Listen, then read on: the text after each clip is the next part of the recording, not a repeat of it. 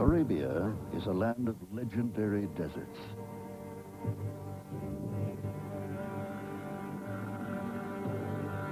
This vast peninsula covers an area almost the size of Europe.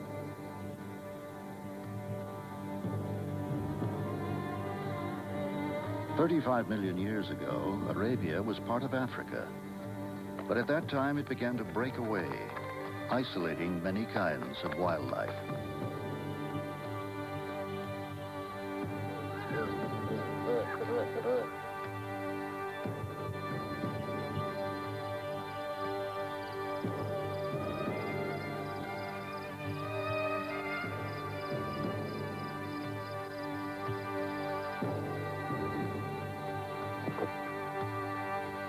The drifting landmass tilted, throwing up a mountain wall that runs for over 1,000 miles.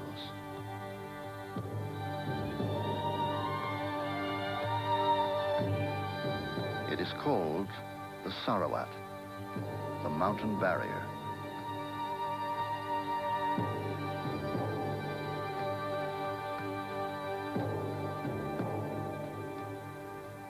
The mountain barrier of Western Arabia is part of the Great Rift System that extends from southern Africa to the Jordan Valley.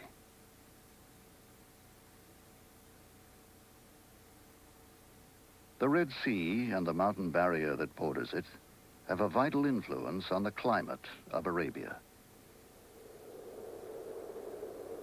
The barrier acts as a continuous wall against the winds bringing moisture from the west. Rising to 13,000 feet, the mountains trap prevailing winds carrying water evaporated from the Red Sea. These rain clouds make this the most verdant region in all Arabia.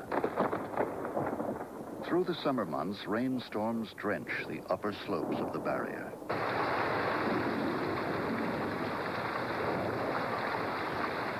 While the rest of the country bakes in the summer heat, mountain water maintains the last of Arabia's tropical vegetation.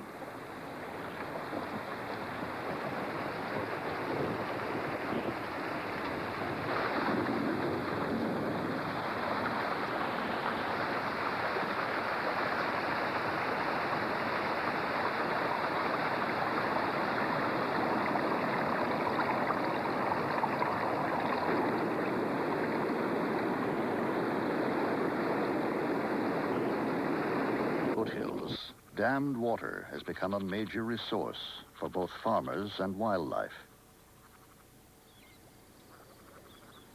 The lakes attract thousands of birds, which use them as rest stations on their migratory paths through Arabia.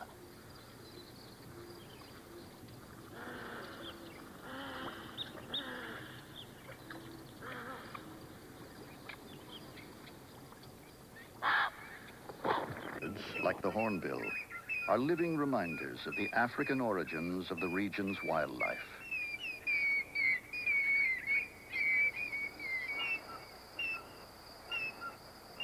Hornbills are more familiar as birds of tropical Africa, but the gray hornbill thrives in these humid foothills land.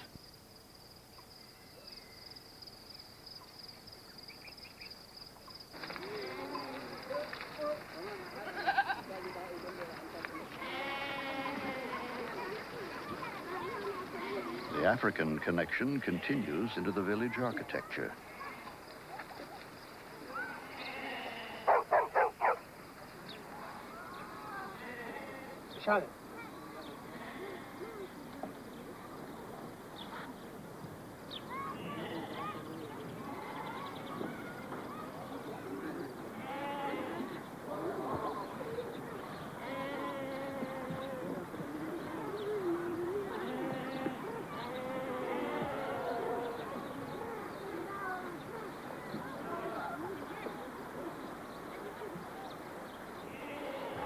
The mountain camels, called jebeli, are smaller than their desert cousins.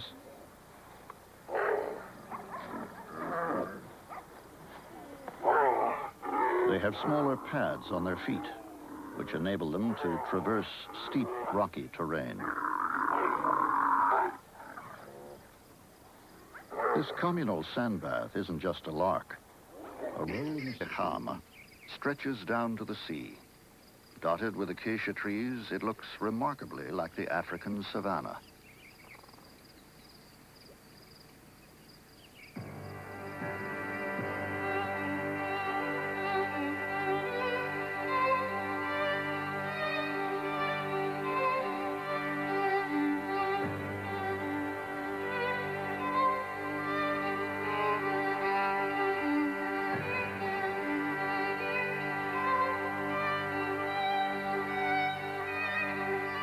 In these mountain regions, villagers still farm in the traditional way, sowing crops on ancient terraces.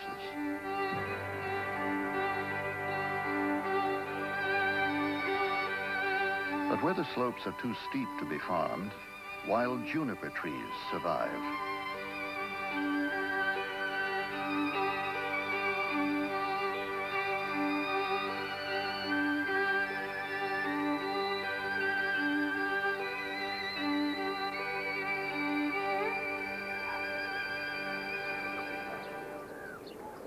In the high cliffs, a troop of baboons have made their quarters on a rocky shelf. These are Hamadryas baboons, an endangered species in Africa, but there are more than 350,000 in the southern Arabian mountains.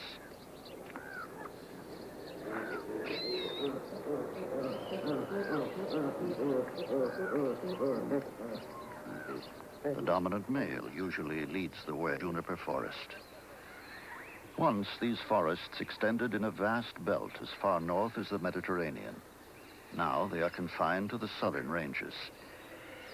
Most of the forest was lost during the great climatic change 10,000 years ago, when temperatures started to rise and Arabia became a drier, hotter place. These trees are draped in lichens, which trap airborne moisture and nutrition. The region of Arabia. The Romans called this land Arabia Felix, sweet Arabia. It was the source of frankincense and myrrh. Mocha coffee originated here, too.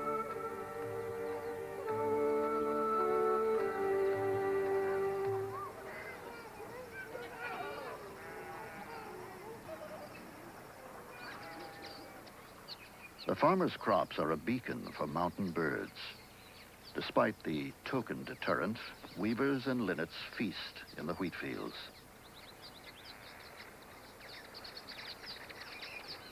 Warm up their muscles. They have an astonishing ability to change color. Starting the day a mottled brown to match the rocks, the agamids, warmed by the sun, turn into a fluorescent blue.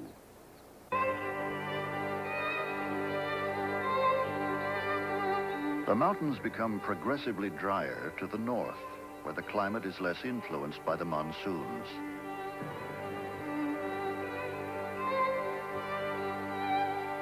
This euphorbia is an Arabian version of the cactus. It looks like the cactus, and like the cactus, is perfectly adapted to desert conditions.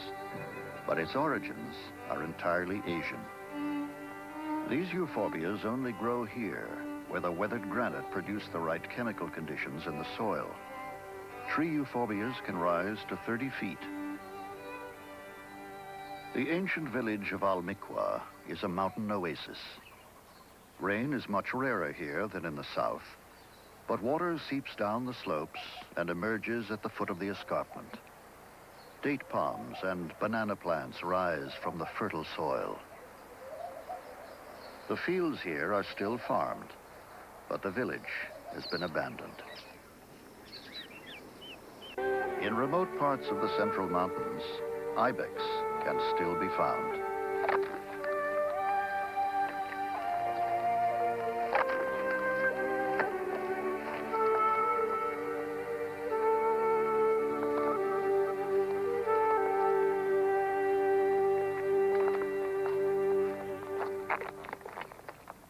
Rock face, there are a group of ibex.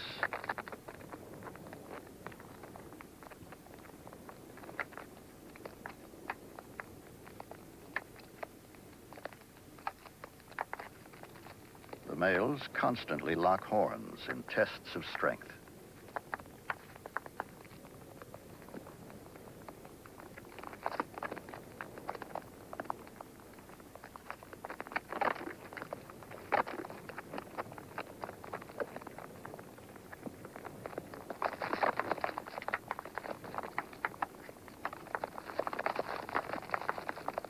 far north, where it seldom rains, the mountains become bleak and inhospitable. For the first time, gaps appear in the barrier.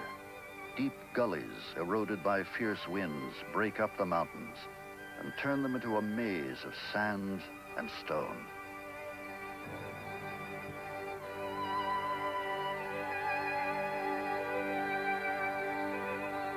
Behind the mountains are the Harats, volcanic plains of black lava that began to form when Arabia broke away from Africa.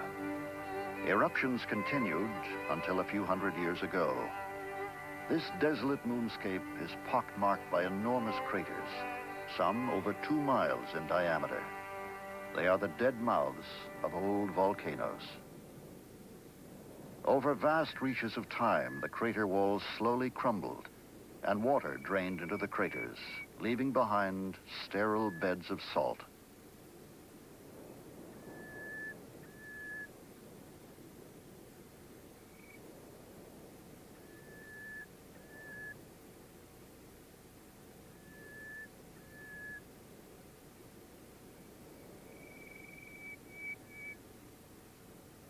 The Harats are barren and windswept in winter and unbearably hot in summer. But in spring, the vegetation emerges through the rocks again, and the birds return.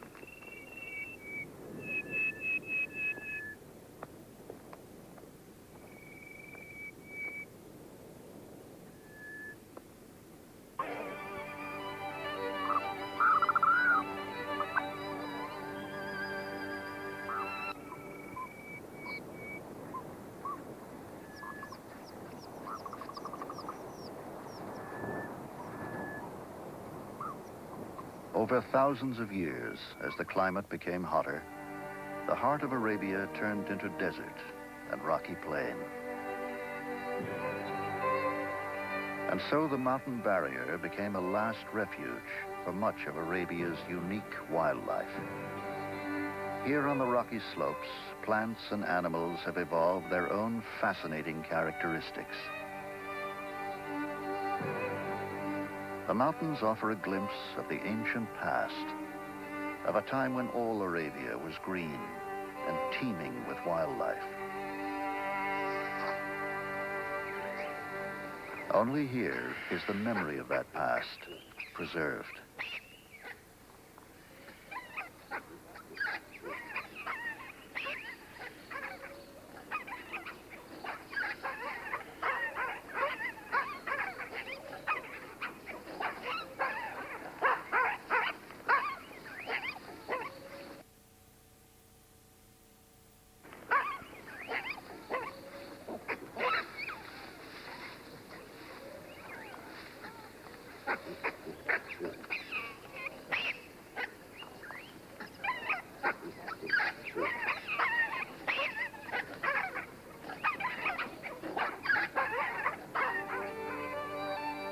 The mountain barrier and everything that lives on it is only one chapter in the story of Arabia's wildlife.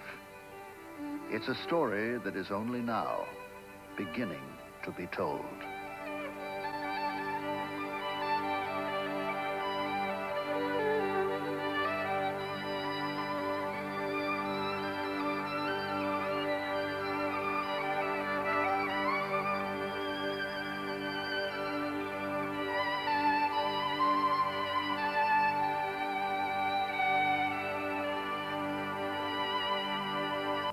Teem with marine life.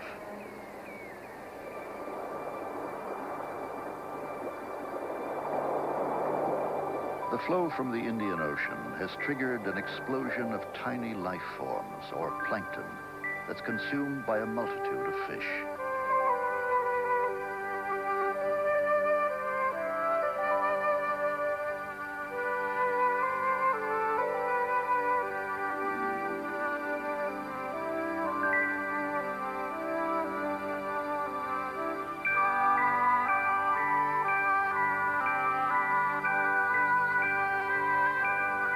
Higher up the food chain, there are hunters like the barracuda that prey on the smaller fish.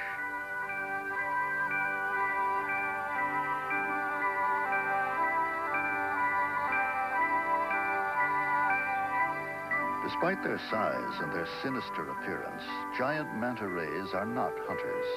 They live entirely on plankton.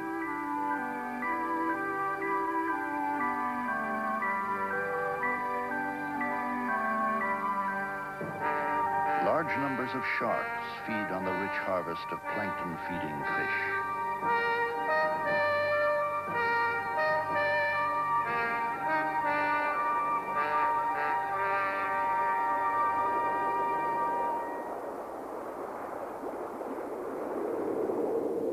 The wall of the coral island drops off steeply.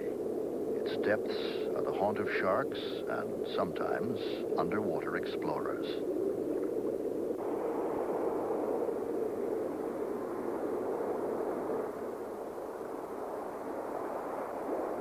In these southern waters, the reefs blossom with soft coral.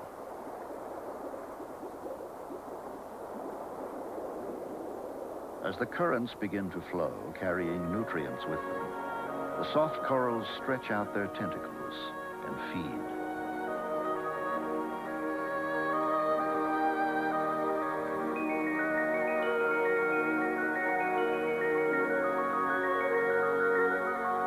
Clouds of microscopic life drift through this underwater garden. Beyond the islands, the Red Sea falls away to a vertical depth of nearly 2 miles.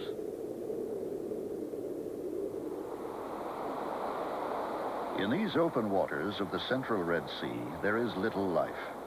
The nutrients from the Indian Ocean don't reach this far. What life there is concentrated on the coral reefs that fringe the desert coastline.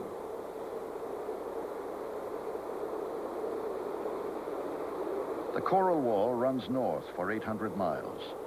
Here, the corals themselves are the source of life, recycling their own nutrients.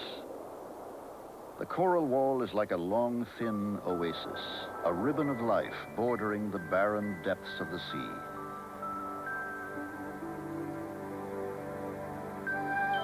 The most populous fish, it is the signature fish of the Red Sea.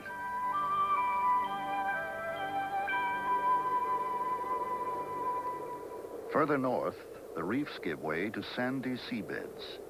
The sands have been washed onto the reef shelves by rare torrential rains.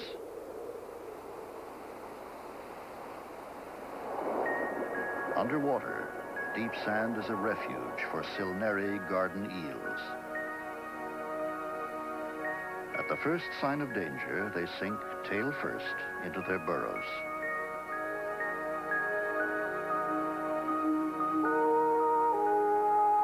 The Red Sea ends in the Gulf of Aqaba. For more than 20 million years, it was joined in the north to the Mediterranean. Then, 5 million years ago, as the Great Rift widened, it opened instead to the Indian Ocean in the south. It's this oceanic connection that gives the Red Sea its unique ecosystem.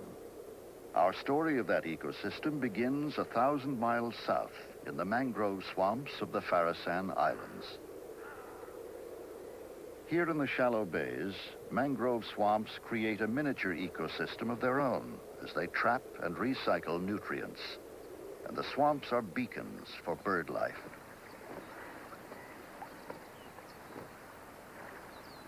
Farasan Islands, thousands of years ago, grew when the sea level was much higher. In fact, the level of the Red Sea has risen and fallen many times over the ages. Feed on plankton, but they are to a large degree self-supporting, since they gain nutrients from the microscopic plants or algae that live inside their tissues. The algae need light to grow, so these stony corals thrive in clear water. In the southern Red Sea, nutrient-rich water promotes the growth of seaweed. Some reefs become totally smothered.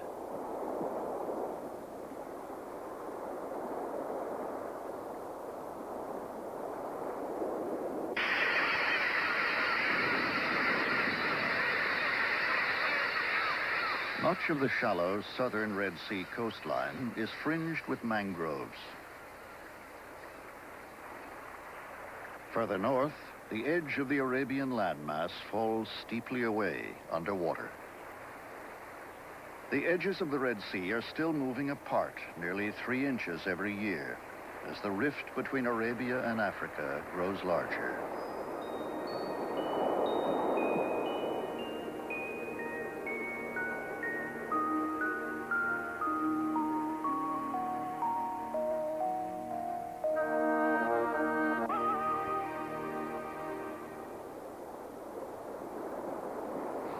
On both sides of the Red Sea, there are miles of fringing reefs, patch reefs, barrier reefs, and even coral atolls.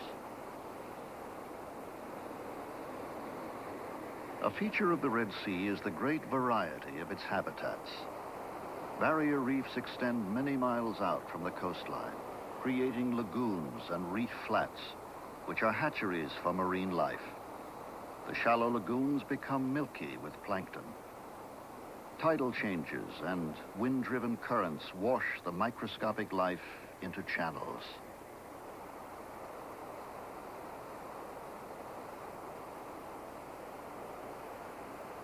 It's here that the great manta rays come to feed.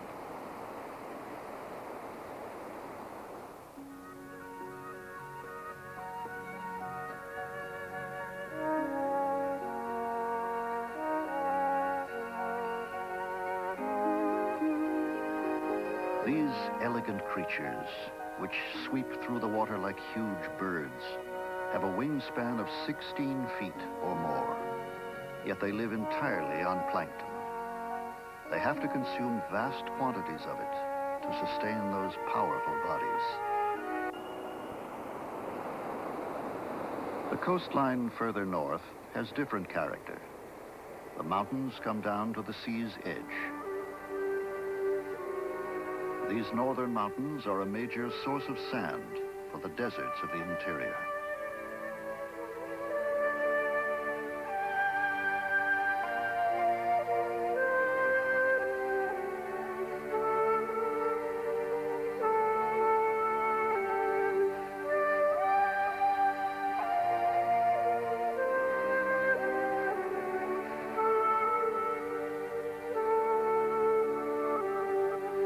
Occasional storms wash enormous quantities of sand into the wadis and out over the coastline, where it spills onto the shelf edge. The seabed here becomes in effect an underwater desert and offers few hiding places. So a creature like the Moses sole makes itself almost invisible, assuming the color and pattern of the sand.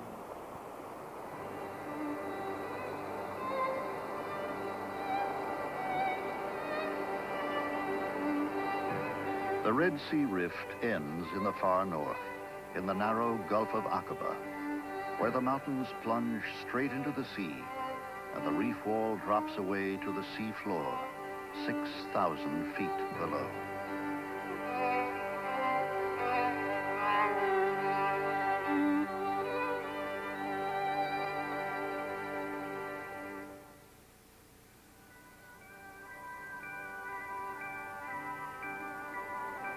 Dawn breaks, and the water of the Red Sea begins to stir with life. Multitudes of fish emerge to feed.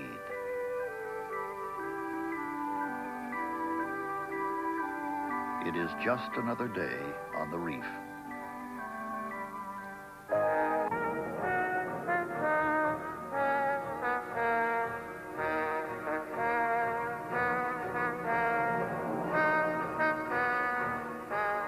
The Red Sea is a magnificent treasure house of marine life that remains largely undisturbed by man. It is one of the few places on Earth where the natural balance is unchanged.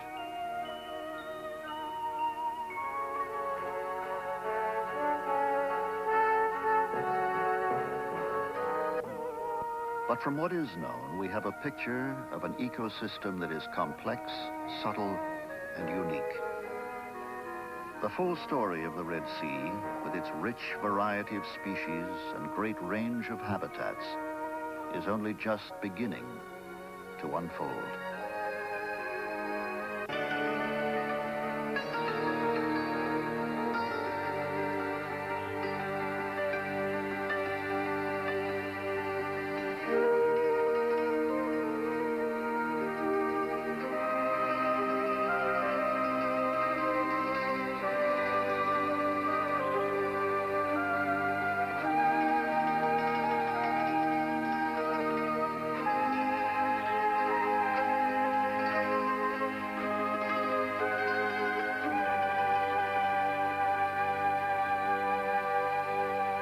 Like all great deserts, the Rub al-Khali has a forbidding beauty. For 6 months of the year, no one ventures into this burning world. That's why it's called the empty quarter. Then as the weather cools, the camels come, as they have for thousands of years. It was the camel that turned the desert into a place where men could travel and live.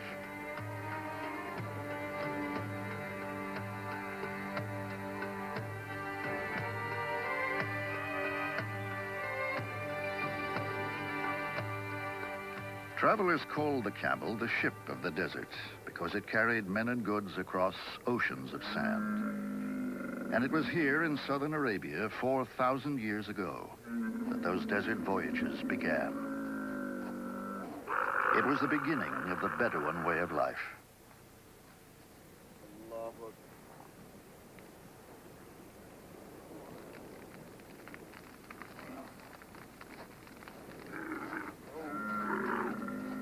Over the centuries, the Bedouin and the camel here formed a vital partnership.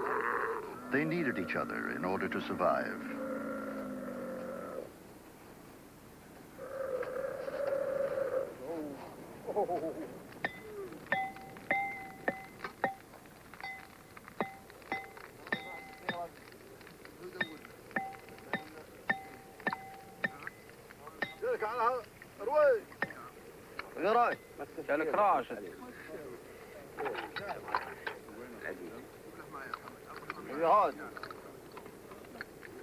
Every year, Hussein bin Rashid al-Ajami and his son Saeed spend all winter traveling hundreds of miles through the Rub al-Khali.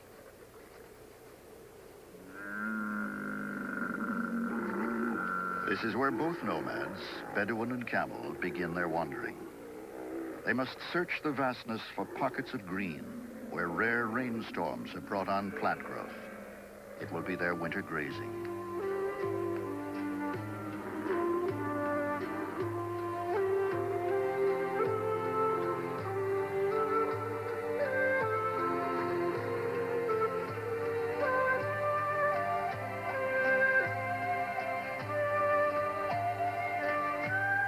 In earlier times, the Bedouin followed reem gazelle, knowing they would lead them to newly emerging plant life. Once, they roamed the full expanse of the Arabian deserts. Now, only a few herds of reem survive.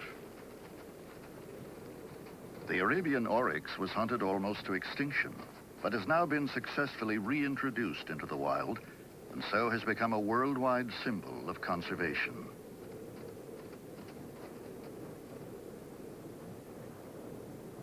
The cooler months bring desert birds, like the Hubara bustard, into the sands, where they also feed on winter growth.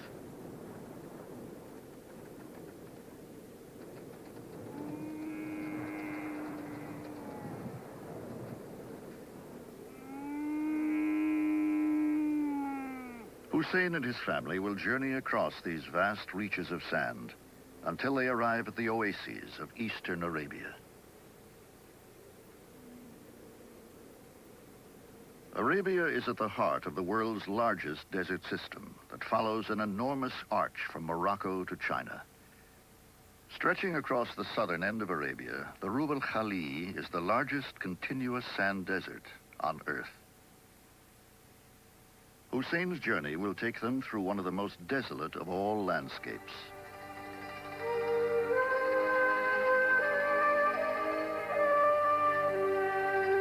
To the west, the linear dunes form corridors of sand that stretch for hundreds of miles.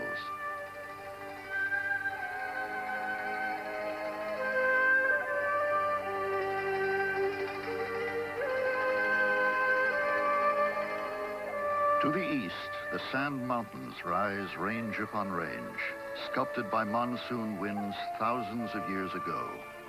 They tower 1,000 feet or more above the salt plain of ancient lake beds. Today, the winds change only the surface pattern of the dunes, but the sand mountains themselves remain unchanged.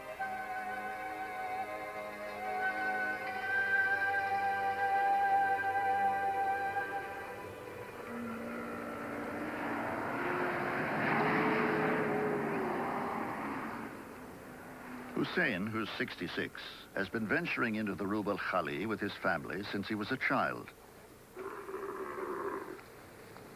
Today, he has 90 camels. If the pasture is good, the herd will go through the entire winter without water. The Bedouins and the camel are mutually dependent. The Bedouins depend on the camel for milk and meat, and the camel needs them to guide it through the desert. Both adapted ingeniously to a harsh environment and made the desert their home.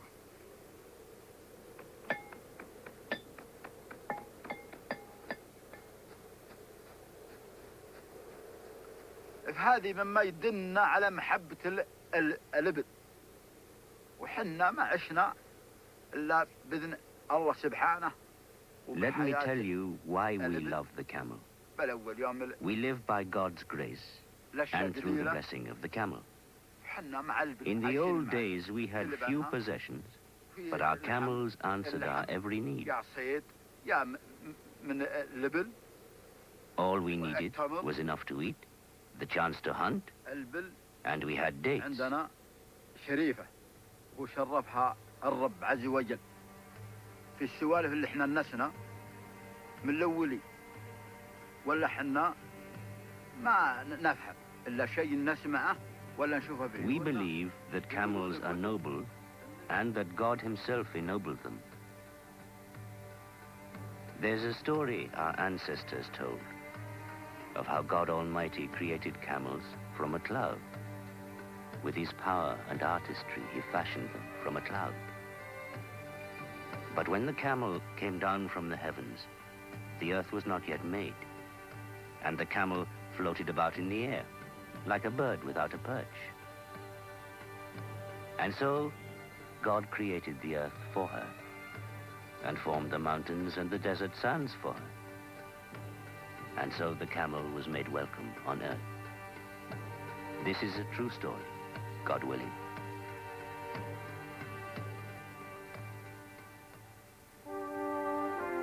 The earliest images of the Arab warriors show them riding to battle on camels.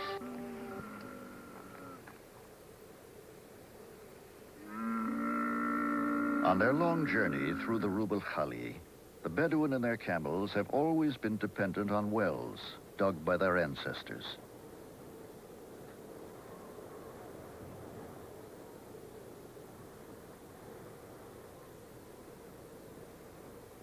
The wells were dug in the rock where it broke through the sand. They were long distances apart, and the water was often brackish and foul-tasting. The wells are seldom used today, but they're still maintained as a time-honored courtesy to other travelers and as an emergency source of water.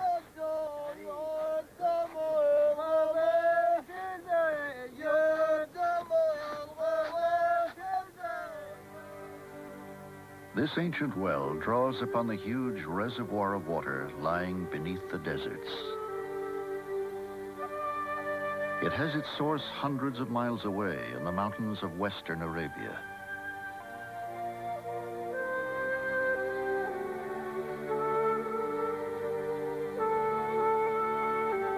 Moisture-laden air from the Red Sea rises up the mountain slopes, then cools and condenses to form clouds.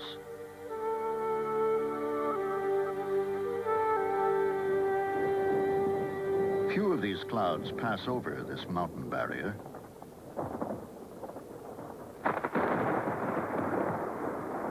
But when it does rain on the desert side of the mountains, it's a downpour.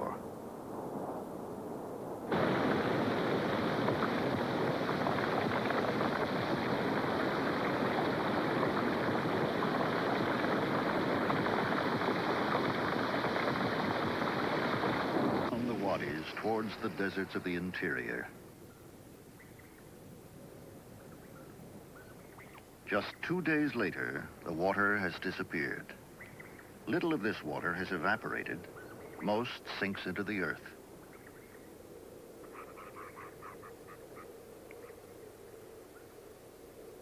Some of the water penetrates deeper and is trapped in layers of rock beneath the desert sands.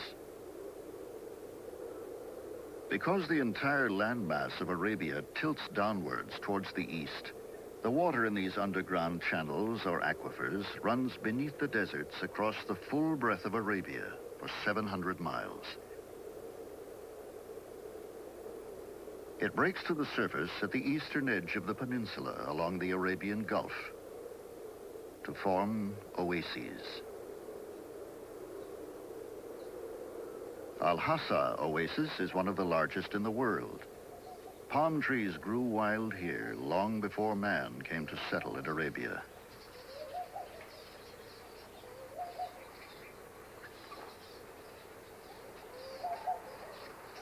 Wildlife flourishes with the abundance of food and water.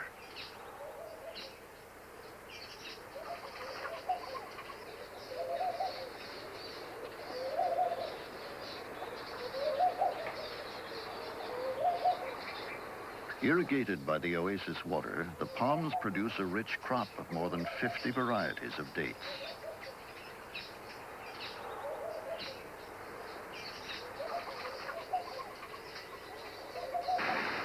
Today, irrigation water is pumped from much deeper aquifers, 3,000 feet below the Earth's surface.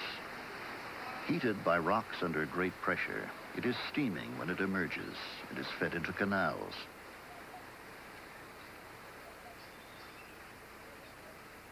This water, channeled into the palm groves, is fossil water that fell on the western mountains 40,000 years ago. It's an extra supply which has greatly extended food production at the oasis and so provides a rich harvest for wildlife.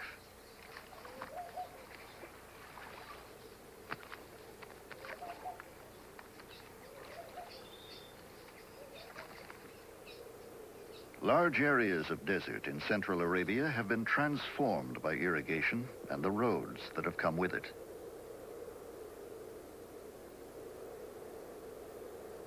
Giant arteries reach right across the deserts, changing the nature of the culture.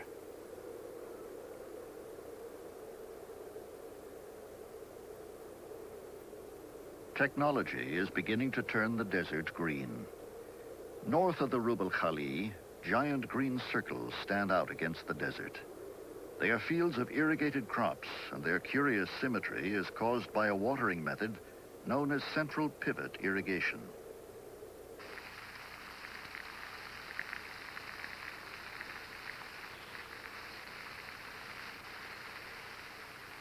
In these 200-acre fields, sprinklers rotate on a long arm, like a second hand of a watch.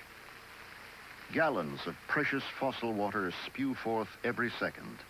The results are spectacular. Wheat production has increased 100-fold in the last decade, but an enormous amount of water is used, around 600 million cubic feet a year. These new green oases are a ready-made source of food for hundreds of millions of birds that migrate through Arabia every year. Migrating birds have changed course for the new wetlands, like Al Haya Reserve, created by treated wastewater from the city of Riyadh.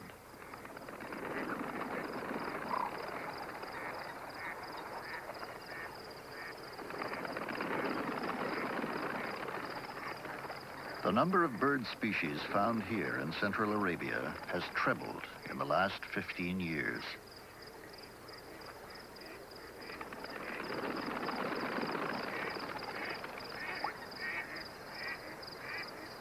Thousands of water birds visit this refuge. These little stints have migrated from their summer home in Siberia.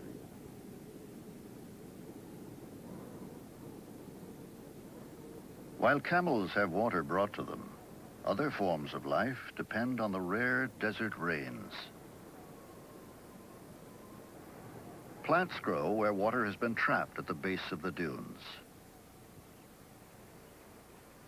Before water sinks into the sands, a drama is played out in thousands of pools across Arabia, or routes over a wide area to take advantage of dew and occasional rains.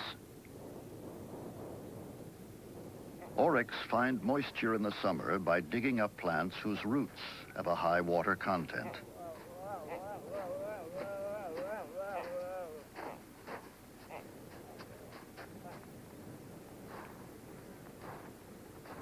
oryx is well adapted to desert life. It was man the hunter who threatened its existence. Its white coat reflects the fierce sunlight.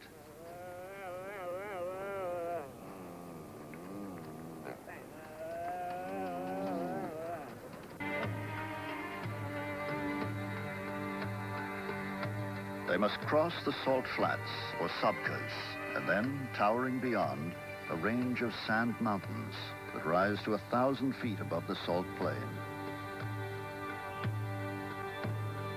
The sabkas are heavy going. Beneath the salty crust, there's a thick mud, and the camels can easily become stuck, or even sink without trace.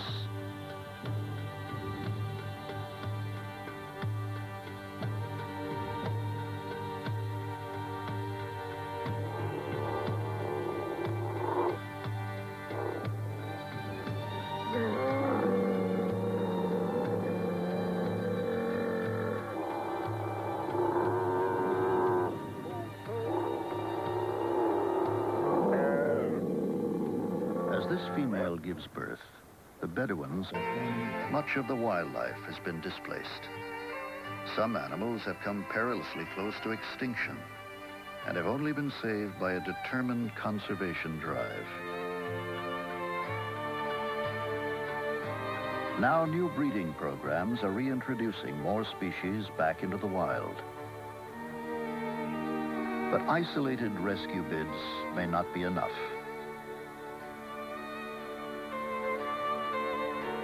The challenge today is to find a new equilibrium for the desert that will balance the demands of modern rangeland farming with the sensitive needs of desert wildlife.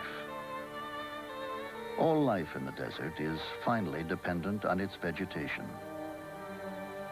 If plant life is disturbed and the rangeland overrun, then a delicately poised ecosystem will be destroyed.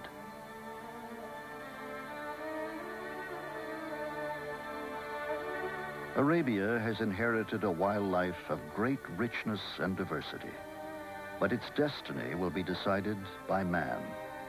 He has the opportunity to preserve a great inheritance that is only now being revealed to the world.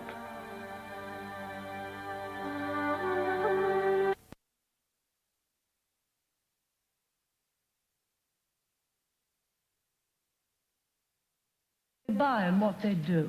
It's only then that we shall overcome one of the greatest challenges which life on Earth has yet faced. Communal lands. Rainfall is lower, the soil less fertile. Many cattle are raised as well. The result is that the overstressed communal lands are deteriorating fast. Some areas are already desert. But cattle here have a special significance, as President Mugabe acknowledges. By tradition, we look at cattle as wealth in themselves. And every family would want to be seen to be that cattle wealthy. And each member of the family aspires to having some cattle. So then, you have a situation where these aspirations, you see, will lead to a cattle population which cannot be sustained by the environment in the particular area. Restrictions on cattle would make environmental sense, but they're politically impossible. There are bitter memories of colonial attempts at compulsory cattle limits, conservation by coercion. Not surprisingly, it failed, and the land suffered. As a result of lack of proper conservation policies in the communal areas, you ended up with two Zimbabwe's, as it were. One section which is well conserved, and the other one which is just a semi-desert. If you moved from a commercial area into a communal area, it was like you are moving from one country into another country, and yet this was all the same country. Robert Mugabe. Now, conservation is a top government priority. And in contrast to colonial days, education is the means.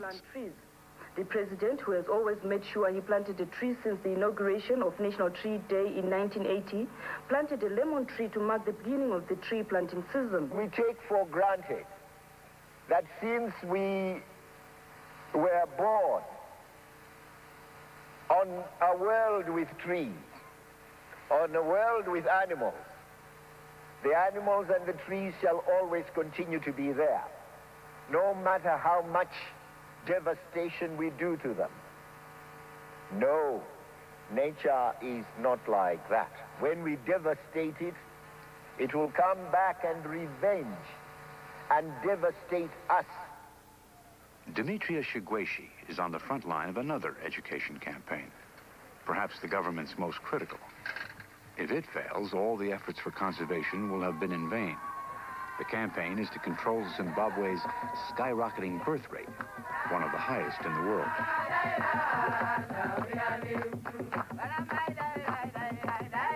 The government-written song, taught to the women by Demetria, encourages determination to give up the traditional large families.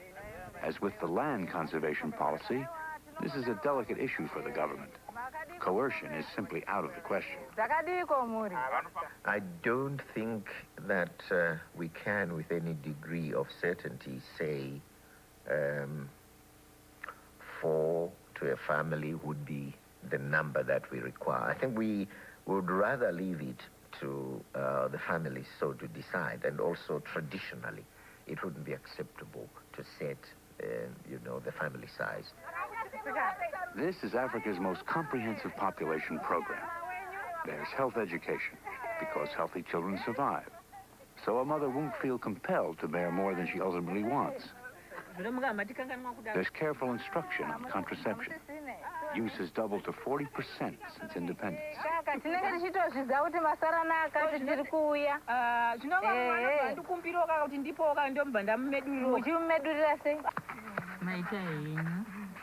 Every village in the country has its own family planning worker. She's a familiar and trusted figure. And that's important, because as she offers advice on proper spacing of births or the higher cost of a large family, she is playing the role that traditionally belongs to a grandmother. We teach them the benefits of a small family, and we always show them examples of small families who have better life and living, and who have better education, so that they can admire and see for themselves that this is true. We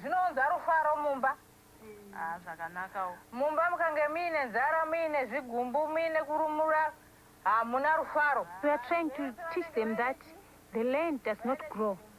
It's us who are growing. The places which used to be our fields have all been filled up by people. That means there will be no land to till, no land for the pastures for our animals. And there will be nothing to help ourselves. There is a final frontier in Zimbabwe, the magnificent 30,000 square miles Zambezi River Valley. Even if the population program is a total success, in 50 years, numbers will double. 9 million more people to provide for. Inevitably, they will turn to the valley, one of Africa's last relatively untouched wilderness areas, where many animals are still abundant. So far, people have avoided this land for a specific reason. It is infested with the tsetse fly, carrier of sleeping sickness which attacks people and especially cattle. But the wildlife is naturally immune. Now there's a major government campaign to eradicate the fly, opening up the valley to farmers and their cattle from the overcrowded communal areas. But the scheme is an environmental gamble. Not only is the wildlife threatened, but much of the soil is so marginal that the deterioration already seen elsewhere in the country could easily be repeated.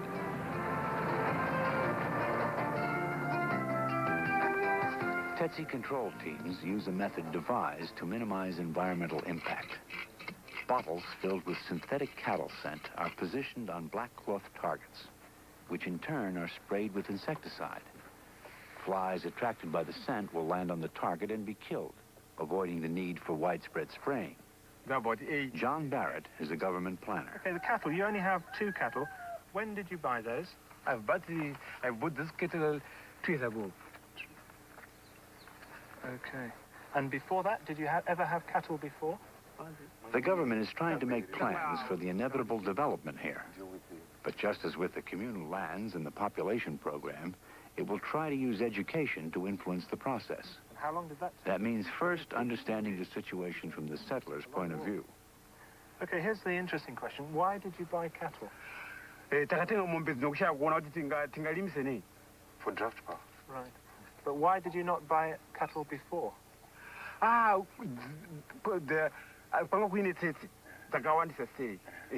were tsetse flies. Because of the tsetse? Yes, so we do. So far, the Tetsi program has been perhaps too successful. In some areas, cattle numbers are doubling every 2 years. Population in the valley is going up fast as well. The country's conservationists foresee a grim future for the valley. The eradication of the fly in terms of the Zambezi Valley is a cataclysmic event because it's for the first time in history we're going to get a rapid influx of people and cattle. And that could easily get out of hand because when you've got a government under pressure to basically find land for people, they find land in the here and now. Where we will be in 20 and 30 years' time could be a different story. If Zambezi Valley development is going to succeed in the long run, the planners must achieve a precarious balance between people, agriculture, cattle, land, vegetation, and wildlife.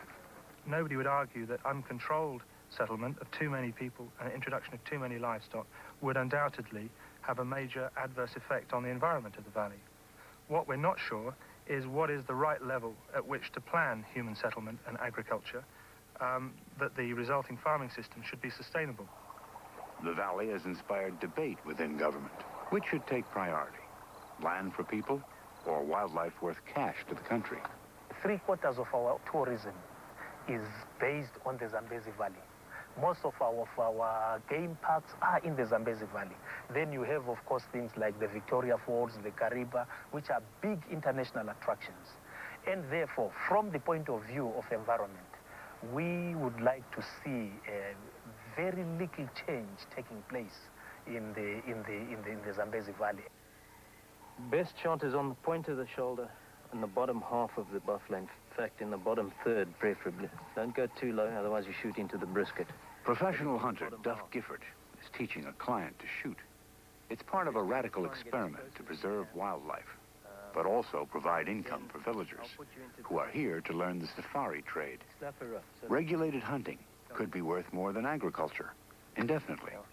At the moment, it's the only endeavor that I can think of that can immediately and quickly and comprehensively put a value on the animal.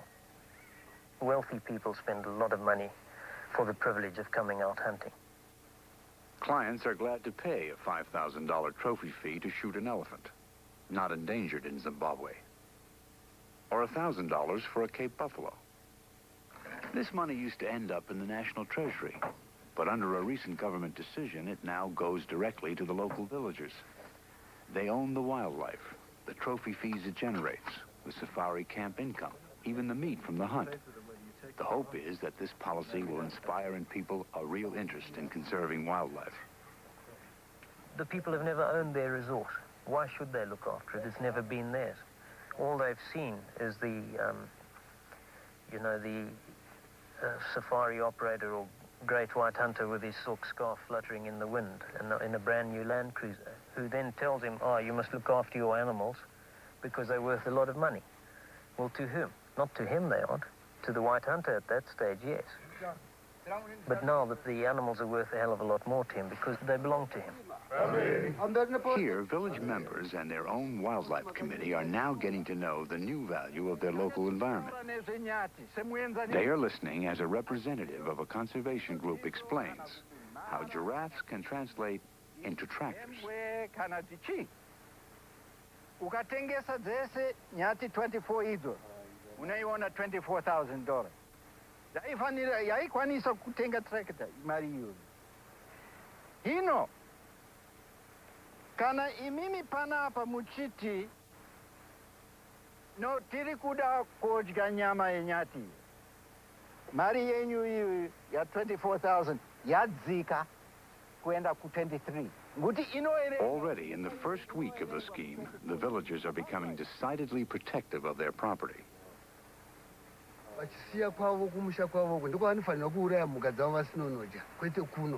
The Zambezi Valley, in many ways, stands for the whole of Zimbabwe. Unlike much of Africa, the environment is still healthy. The hope is that if the people are involved in its future, through education, advice, incentives, then it will continue to sustain a relatively prosperous way of life. The country has come through the trauma of independence with success, only to confront an ever greater challenge.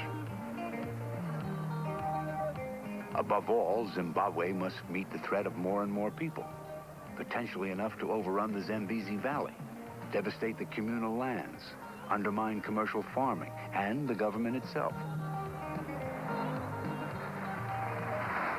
But it is not an impossible task, as other countries have shown. One is Thailand.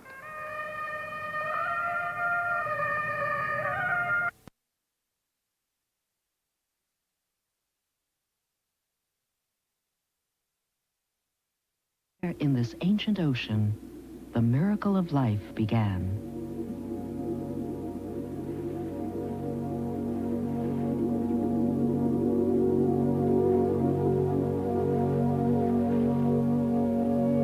The first organized form of primitive life was a tiny protozoan.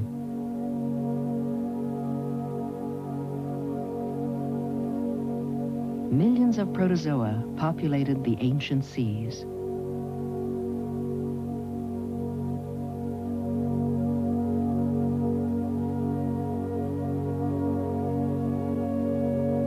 These early organisms were completely self-sufficient in their seawater world.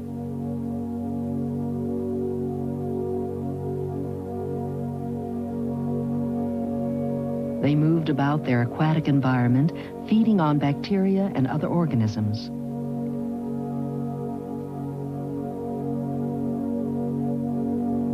They were covered with hundreds of tiny whipping hairs called cilia and flagella that made movement possible.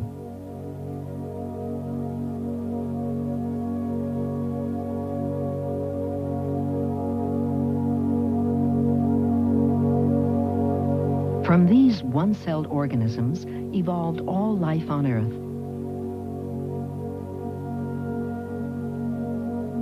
And the foundation of life, the cell, has endured unchanged since the first tiny organisms swam in the cradle of life, the sea.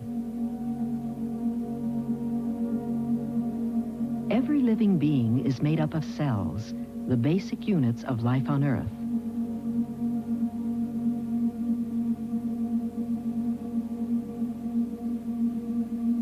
And all cells reproduce themselves by dividing into two identical cells.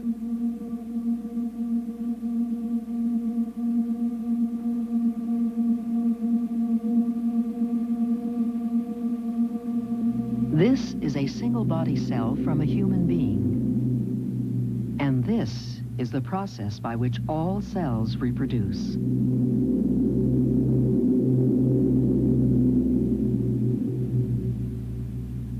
Now, there are two cells, each exactly like the parent. In the cell's nucleus is the extraordinary chemical substance DNA. The DNA is contained in 46 chromosomes in every cell of the human body. Each chromosome, in turn, is made up of thousands of genes, discrete segments of DNA which lie along the chromosome. Penetrating even deeper into the structure of the chromosome, we see the DNA molecules themselves. DNA contains all the genetic information of the cell, and it is the only living substance capable of reproducing itself exactly. Without DNA, duplication, and therefore life itself, is not possible. All DNA in all living organisms is chemically identical, but its arrangement in genes and chromosomes determines what the cells will become. Here, a tiny primitive organism, the protozoan. A massive complex mammal, the elephant. Could have been built by really